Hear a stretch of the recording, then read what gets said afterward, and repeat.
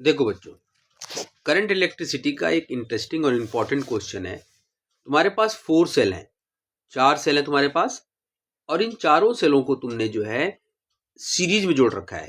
किस में जोड़ रखा है? सीरीज में। इसको आपने सीरीज में जोड़ दिया है। यहाँ देखिए सीरीज में जोड़ रखा है। 4 सेल्स हैं और सारे सेल सीरीज में जुड़े हुए हैं। हर सेल का ईएमएफ और इंटरनल रेजिस्टेंस सेम है, ठीक है ना।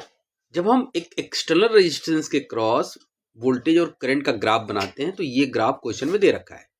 अब आपसे पूछा गया है कि हर सेल का ईएमएफ कितना होगा और हर सेल का इंटरनल रेजिस्टेंस कितना होगा।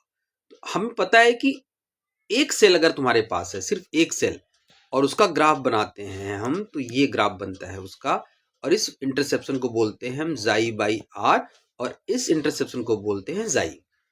लेकिन अगर आप इस क्वेश्चन को ध्यान देखो तो यहाँ पे 4 सेल हैं, तो यानी यहाँ पर जो मेरा ग्राफ बनेगा वो ग्राफ ये न बन के थोड़ा सा हम डिफरेंट ग्राफ बनाते हैं। इसका ग्राफ बन गया v, और ये हो गया बच्चों, ये वैल्यू हो जाएगी 4 जाई, और ये वैल्यू हो गई 4 जाई बाई 4r, क्योंकि सारे सेल सीरीज में हैं। अब आप इस वैल्यू को इससे कंपेयर कर लीजिए, इस ग्राफ को इससे कंपेयर कर लीजिए। तो कंपेयर करोगे तो 4 जाई की वैल्यू कितनी आ गई? 4 जाई की वैल्यू आ गई 5.6, यानी जाई इक्वल टू आ गया 1.4 वोल्ट, यानी एक सेल का वोल्टेज आ गया 1.4 वोल्ट। और जब आप 4 से 4 कैंसिल हो जाएगा तो जाई बाई आर आ गया।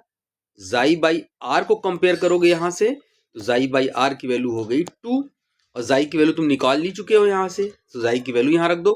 1.4 upon r is equal to 2, यानी r is equal to 0.7। Okay, thank you.